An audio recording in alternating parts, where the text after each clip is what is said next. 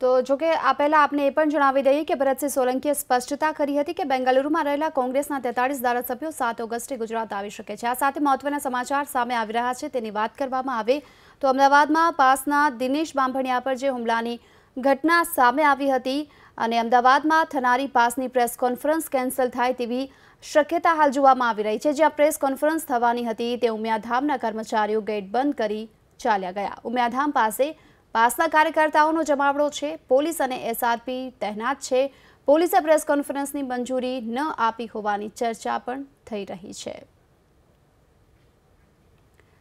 તો જે પ્રમાણે પાસની આજે પ્રેસ કોન્ફરન્સ યોજાનાર હતી ઉમિયાધામ ખાતે તે હવે કેન્સલ થઈ છે, રદ થઈ છે। અમદાવાદમાં થનારી પાસની પ્રેસ કોન્ફરન્સ રદ થાય તેવી શક્યતા હાલ જે પ્રમાણે સામે આવી રહી છે, કારણ કે જ્યાં આ પ્રેસ કોન્ફરન્સનું આયોજન કરવાનું હતું ત્યાં ઉમિયાધામના કર્મચારીઓ ગેટ બંધ કરી અને ચાલ્યા ગયા છે। ત્યારે ઉમિયાધામ પાસે પાસના જે કાર્યકર્તાઓ છે તેમનો જમાવડો જોવામાં આવી રહ્યો છે। આ સાથે પોલીસ અને એસઆરપી પણ તહેનાત છે।